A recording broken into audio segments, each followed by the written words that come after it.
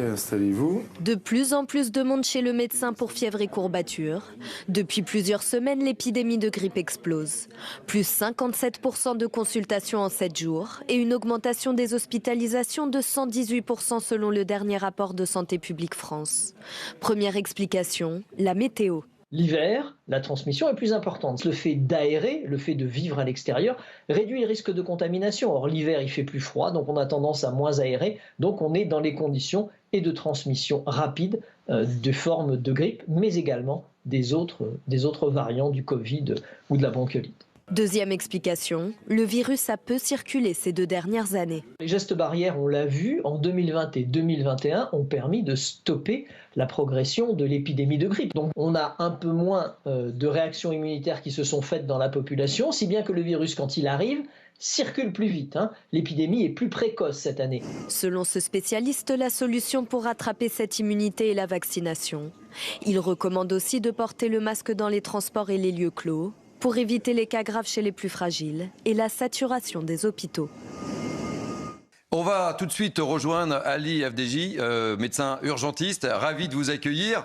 La grippe, c'est la grippe, mais néanmoins, plus 118% en une semaine, c'est beaucoup ou c'est normal? Ça me semble beaucoup, moi, mais vous allez tout nous dire. Oui, non, c'est beaucoup, mais je voudrais juste dire quelque chose pour Philippe David. C'est très intéressant parce qu'il a raison, mais il y a une chose qui existe maintenant, c'est le risque zéro. Vous pourriez l'ajouter aussi, le digital, les médias, le risque zéro, tout faire pour que tout soit à 100%. C'est pour ça qu'on en parle beaucoup et c'est pour ça que tout le monde aime ça, parce que ça fait du spectacle, parce que ça fait du risque zéro, etc., etc. Bon, on n'est pas là pour ça non plus, cher docteur, parce que là, je me sens un peu visé à partir du moment où moi je décide d'aborder. Merci, j'étais très heureux de vous accueillir.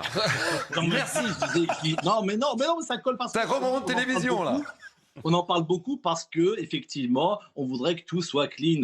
Donc c'est pas le cas. Dans la vie, il y a des maladies effectivement, et nous sommes là pour soigner. Ce qu'il faut simplement, c'est effectivement de ne pas faire peur. Et les hospitalisations, bon, elles sont en hausse effectivement, mais parce que, comme l'a dit tout à l'heure mon collègue, il y a aussi le fait que, il y a moins de soignants, il y a moins de lits en général à cause des personnels qui manquent. Donc tout ça fait que effectivement, ça fait une surcharge. Et cette surcharge n'est pas seulement une surcharge, une saturation des hôpitaux, mais c'est aussi une surcharge mentale pour les soignants.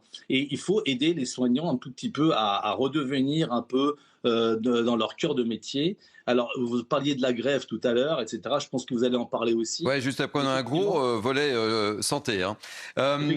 Juste 2 mots sur la grippe. Elle est différente des autres années ou elle est plus violente ou c'est parce qu'effectivement, c'est l'addition d'un certain nombre de choses? Alors, il a dit tout à l'heure aussi, professeur Amouyal, mais il y a aussi un phénomène on ne sait pas encore très bien, c'est-à-dire que la mutation de la grippe aussi existe. Tous les 10 ans, il y a des grosses mutations et puis il y a des petites mutations. Et peut-être que cette année, elle est effectivement plus virulente, ça peut arriver, elle se transmet plus. Et donc ça c'est possible aussi, on le verra que dans quelques semaines quand on fera des analyses. Mais néanmoins, là, c'est peut-être une perception aussi, parce qu'il y a beaucoup de gens qui consultent parce qu'il y a moins de médecins et donc on est surchargé, donc forcément on fait remonter un petit peu des informations, on en a beaucoup. Mais c'est effectif parce que moi dans nos services d'urgence, effectivement, il y a 8 ou 10 par jour, effectivement, ou même en consultation qui viennent pour des rhinorrhées, syndrome grippaux, etc. C'est vrai. Alors, il y a 2 sujets sur lesquels j'aimerais vous faire réagir très rapidement, puisqu'on parlera justement de la surcharge des hôpitaux. Premier sujet, c'est la pénurie de médicaments, et notamment de l'amoxicilline.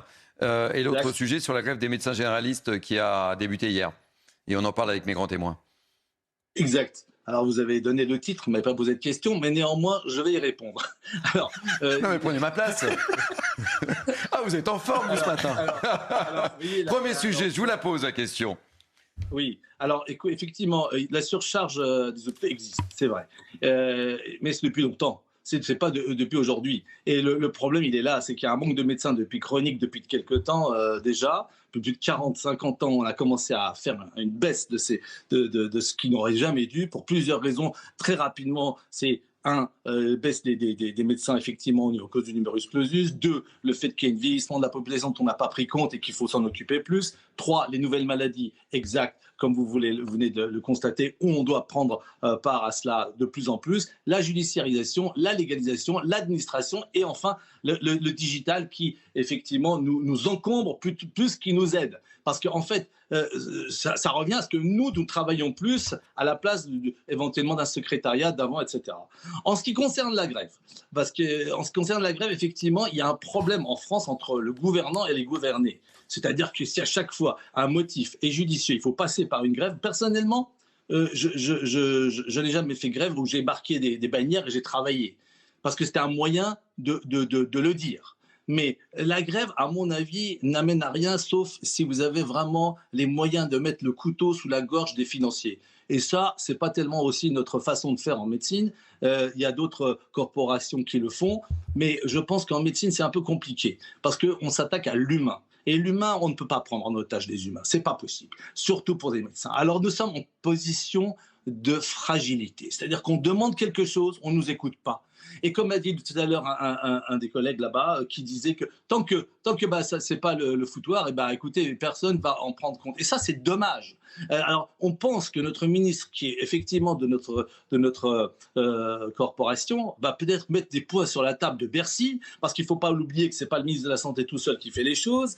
Et là, demander vraiment quelque chose qui est normal, qui est une rémunération correcte. C'est pas de gagner des milliers et des cents, mais ça fait des années et des années, plus d'une dizaine d'années que les rémunérations n'ont pas augmenté pour les libéraux. Et moi, je les soutiens quand même parce que je suis libéral aussi. Et c'est pas du privé, du public, c'est pas quelque chose à opposer. C'est travailler en groupe, essayer de décloisonner le problème de la santé qui se morcelle toujours entre une bagarre publique-privée qui est complètement stupide. C'est plus, on est au service des patients et il faut qu'on s'entraide pour pouvoir y arriver.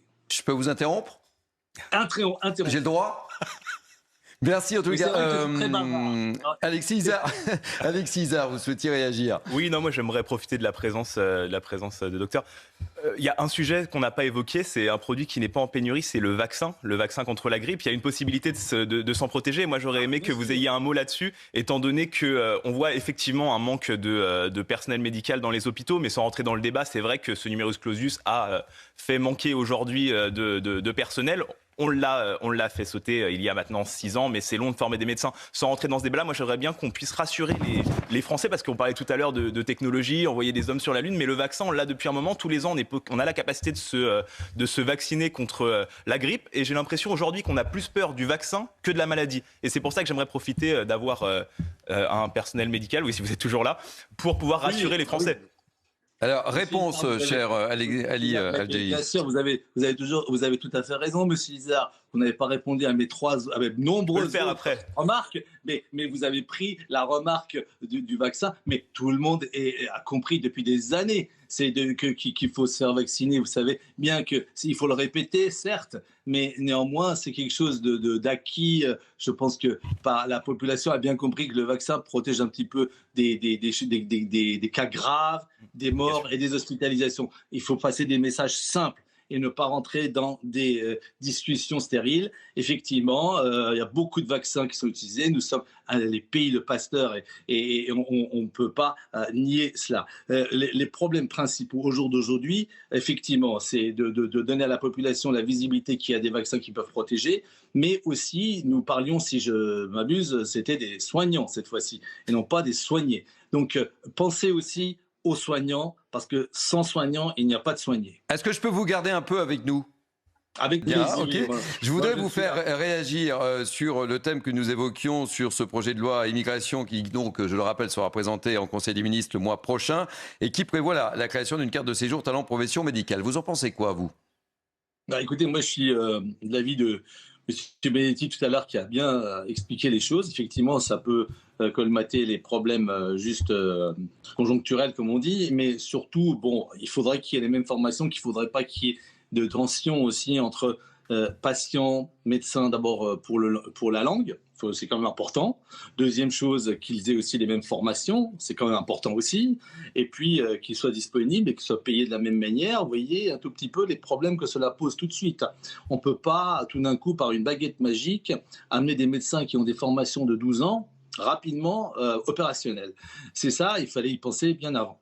Et puis, deuxième chose, effectivement, il faut penser à fond. Il y a plein de candidats. Moi-même, par exemple, regardez, pour donner mon exemple personnel, j'étais à l'époque, il y avait 800 000 personnes qui étaient à la fac de Saint-Antoine, où j'étais 166e une fois, 150e, je n'étais pas parmi les gros bosseurs, mais gros bosseurs sur le terrain, mais peut-être moins pour les bouquins. Et donc, vous savez, ça se joue à 3, 4, 5 places. Et des collègues à moi qui étaient très, très bons, qui avaient étaient un petit peu au-dessus, n'étaient pas pris. Donc, vous voyez, ces gens-là qui n'ont pas non plus toujours parfois le tact et l'humanité qu'il faut en médecine et qu'il faut introduire, par exemple, des discussions à avoir et non pas uniquement cocher des QCM, etc. Il y a beaucoup de jeunes qui peuvent devenir médecins et qui sont refoulés. Et donc tout ça, il faut les incorporer également. C'est ça le travail de fond. Et si je puis me permettre de dire une chose importante pendant tout ce qu'on vient de dire, c'est de donner la motivation aux jeunes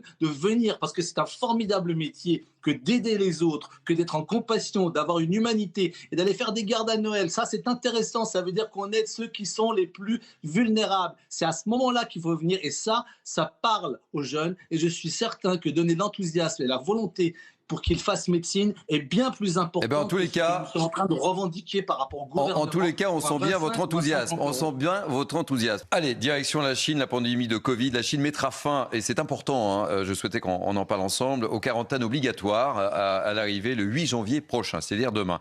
Pour entrer sur le territoire chinois, il faudra tout simplement présenter un test négatif de moins de 48 heures. Explication à Aminata Tatem, et on en parle tous ensemble.